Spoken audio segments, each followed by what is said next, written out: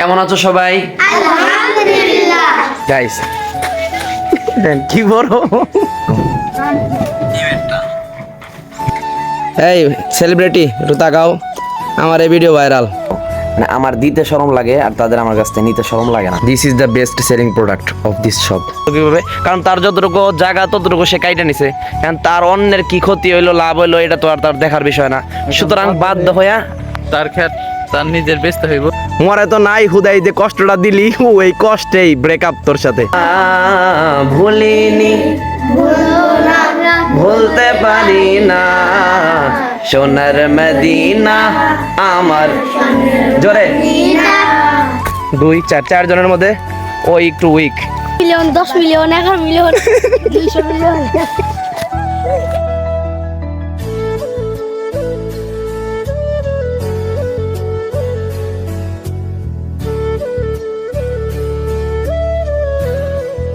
আসসালামু আলাইকুম রহমতুল্লাহি ওয়া বারাকাতুহু। কেমন আছেন আপনারা? আশা করি আল্লাহর রহমতে আপনারা অনেক ভালো আছেন। আমিও আল্লাহর রহমতে অনেক ভালো আছি। 16ই ফেব্রুয়ারি রোজ রবিবার। আর এত সকালবেলা এই জায়গায় আসার কারণ হলো কমনা, কারণ কি? আচ্ছা যাই হোক, কাহিনী কি জানেন? ওই দেখেন পিছনে দুইজন লোক আমাকে খেতে ধান লাগাইতেছে। এরা আমারে গতকালকে জিজ্ঞাসা করছিলেন যে আমার দেহে একটু তাকাইছিলেন যে আমি এখানে কিভাবে কি কারণে আসলাম, আমি কে চিন্তা ছিল না। তো তারা জিজ্ঞেস করছেন যে তোমার আব্বুর নাম কি? তখন আমি কি কইছি জানেন? তখন আমি কইছি এটা আমগো খেত। তারা আমগো খেতে ধান লাগাইতেছে, আমি বলছি এটা আমগো খেত। তখন আর আমার আব্বার নাম বলার প্রয়োজন হয় নাই, বুঝছেন? সুন্দর একটা টেকনিক শিখাই দিলাম। সুন্দর আমি জানি শুধু আমগো এলাকায় সুন্দর, কিন্তু আশেপাশের এলাকাও সুন্দর। এগুলো আমি কয় মিলিয়ন হয়েছে তোমার আইডিতে? 10 মিলিয়ন। 5-6টা আইডি পরে রয়েছে। জি, কয় মিলিয়নের একটা? একটা 5 million 10 million 11 million 200 million.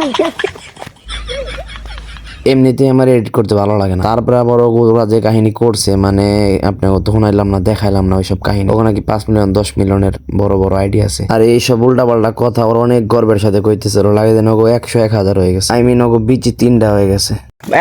Faim বদনা নিয়ে আসো গোজন্নে। ওরা সব পুরা টপ, আমরা কি টিকটকাররা ফাউনি ভাইয়া? কাহিনী হয়েছে কি, এই যে চালক বর্তমানে থাকে 5 বছর আগে, ওই যে 10 বছর চিন্তা করা যায়, 10 বছর আগে যখন আমি হুন্ডা চালানো শিখলাম আমার হুন্ডা দিয়ে। আরে 10 বছর আগের কাহিনী ছোট্ট করে আপনাকে একটু কই আলাই। যখন নতুন নতুন আমি হুন্ডা চালানো শিখুম, তখন আমরা প্রথমবার বাইর করলাম হুন্ডা, কয়েকজনের চালাইলাম আর কিছু। চালানোর পর সেখানে বাড়ির সামনে এনে হুন্ডাটা দাঁড় করাইলাম।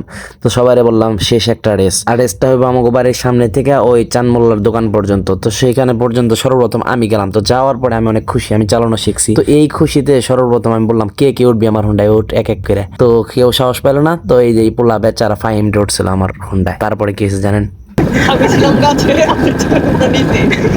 ওরে নিয়ে উঠে একে গিয়ার ফেলায় হুন্ডা টান দিছি, টান দিয়ে আর আমি আর হুন্ডা থামাই পারি না। হুন্ডা গিয়ারে পরে না, কিছু হয় না, পরে আর থামাই পারি না। সুপারি গাছের রাত লাগাই দিয়ে হুন্ডা দিলাম, বাইঙ্গা লায় হুন্ডা ওই দিনই দিল বেচালায়। এরা হচ্ছে আমাদের এই মাদ্রাসার প্রাথমিক ছাত্র।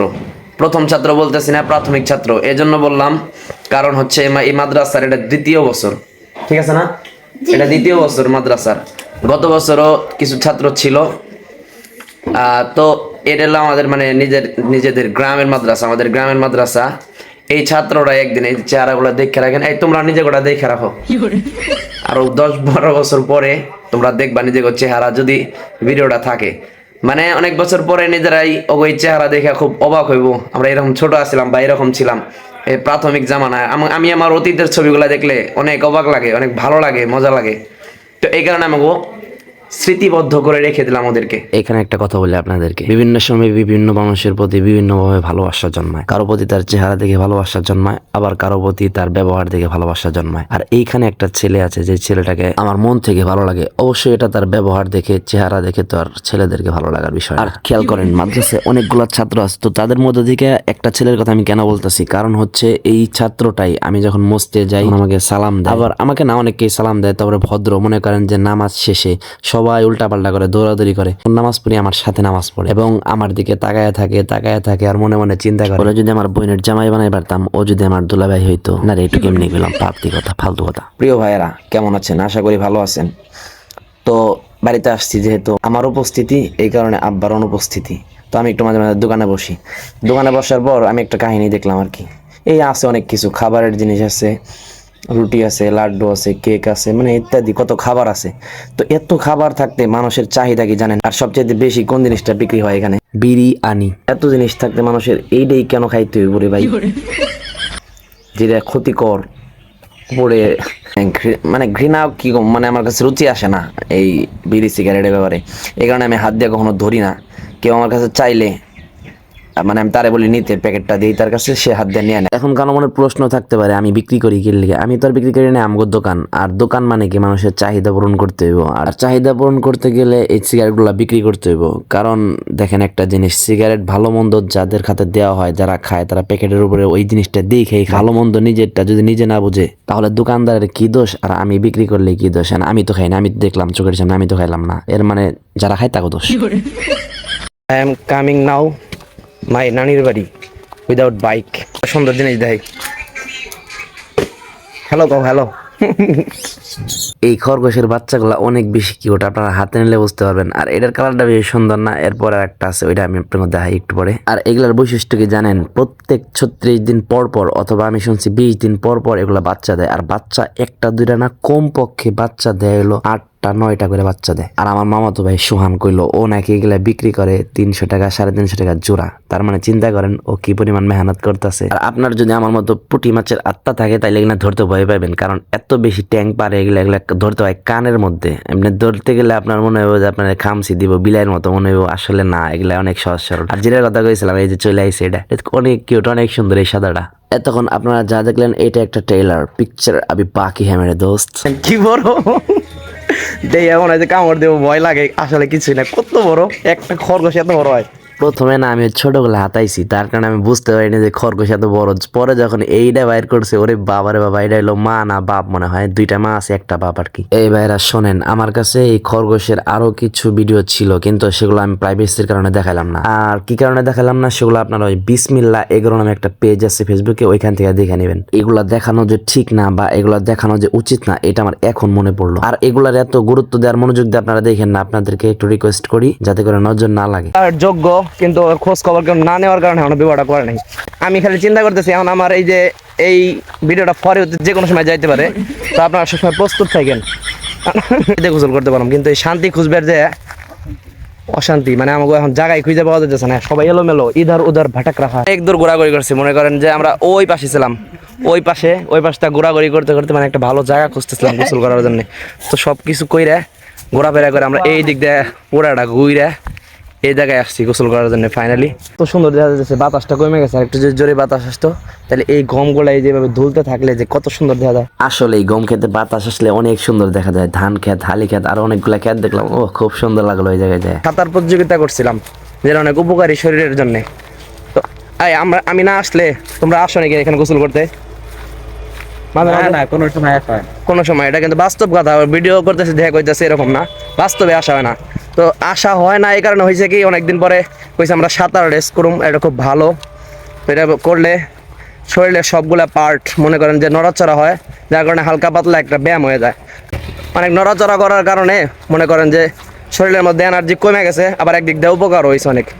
তো মনে করেন যে কখনো যদি নদীতে গোসল করেন, সাঁতার কাটবেন, আপনাদের জন্য অনেক উপকারী। আর অনেকদিন পরে আসলে কান ব্যথা করে, পানির নিচে ডুব দিয়ে আমার বুঝছেন অনেকক্ষণ কতক্ষণ ছিলাম, ভাবছিলাম মাছ ধরবার যায়, কান ব্যথা শুরু হয়ে গেছে।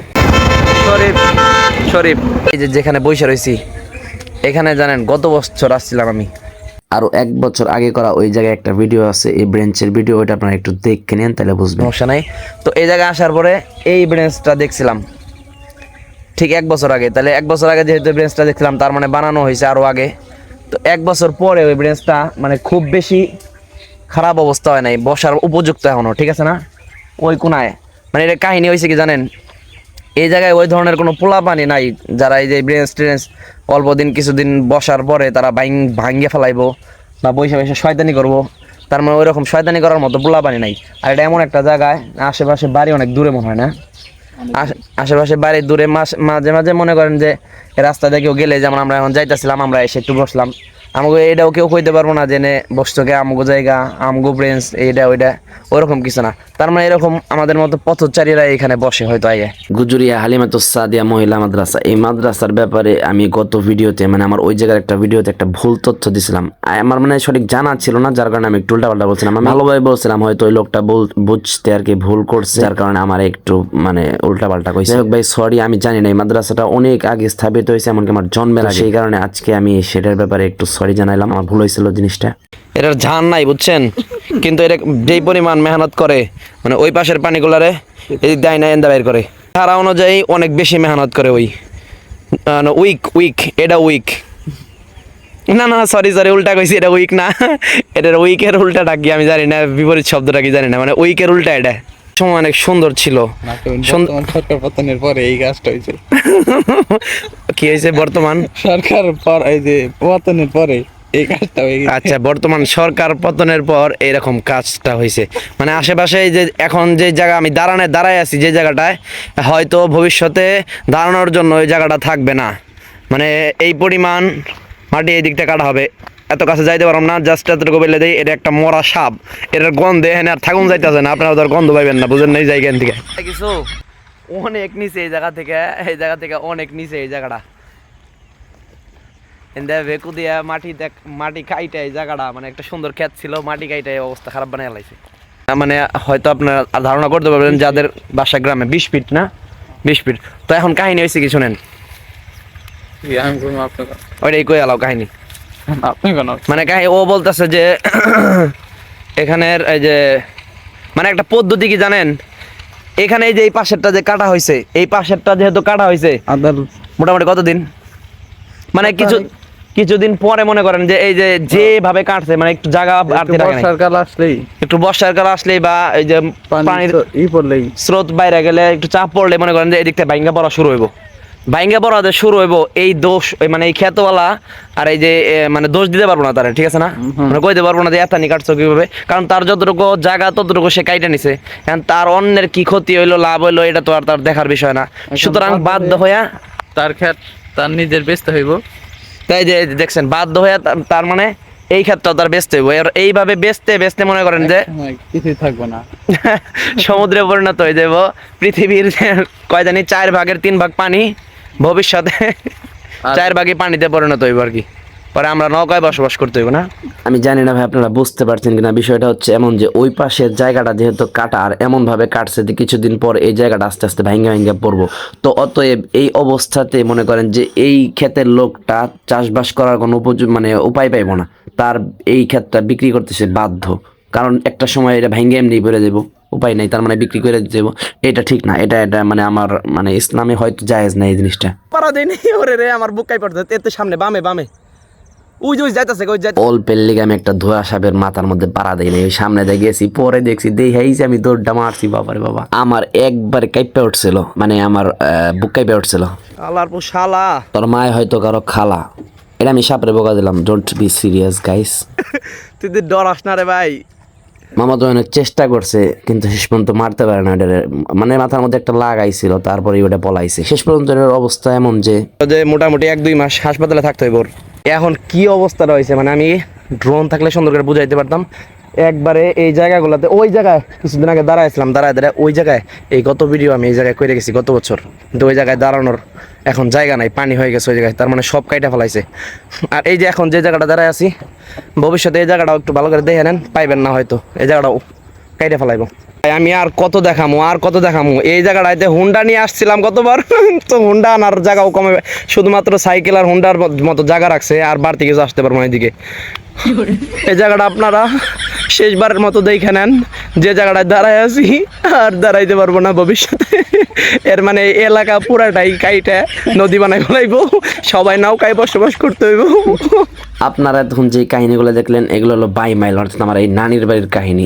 এই অবস্থা কেন করতেছে আমি বুঝতে পারতেছি না, মানে এইগুলা জায়গা এইভাবে যে কাইটা ফেলাইতেছে, ভবিষ্যৎ কি হইব এগুলা মানে জায়গা দেখাশোনার কি কোনো মানুষ নাই? কথা হলো এগুলো কি তাদের ইচ্ছায় হইতেছে নাকি তাদের ইচ্ছার বিরুদ্ধে হইতেছে? যদি ইচ্ছার বিরুদ্ধে হয় তাহলে তো একটা এক ধরনের জুলুম এটা, আর যদি ইচ্ছাই হয় তাহলে তাদের ভবিষ্যৎ কি, মানে থাকবো না সবাইকে নৌকায় থাকবো নাকি এগুলা বিক্রি করে, কেমন যেন নিজের পায়ে নিজে কোরাল মারার মতো, খালগাইটা কুমির আনার মতো। আচ্ছা যাই হোক, যার যা মন চায়, যার যেরকম বুঝ, দাড়ি গাইটা রাখে মুখ, কেউ শুধু গরু বেচা খেয়ার কিনে ডাবরি ভাজা খাওয়ার নিগে। আচ্ছা বাদ দে, ঘোড়ার ডিম কত বড় হয়ে গেল ভিডিও, এটা তো কোনো আমার চিন্তা করার কোনো বিষয় না, এগুলো আমার কি চিন্তা করার বিষয় নাকি? আমার কাছে জিনিসটা খারাপ লাগলো তাই একটু কইলাম। হ্যাঁ হ্যাঁ, দেখতে দেখতে ভিডিও কত বড় হয়ে গেছে, 15 মিনিট হয়ে গেছে, এত বড় ভিডিও তো আমি আগে বানাইনি। তো যাই হোক, এই ভিডিওটা ফেসবুকে আপলোড করার জন্য অনুপযুক্ত হয়ে গেল গা, সুতরাং হয়তো এটা ইউটিউবে ফুল পাওয়া যাবে। তো ভালো থাকবেন, সুস্থ থাকবেন, ইংলিশে একটু কথা কই। Still then guys, stay safe, right safe. দেখা হবে নেক্সট আরেকটি ভিডিওতে। আসসালামু আলাইকুম ওয়া রাহমাতুল্লাহি ওয়া বারাকাতুহু।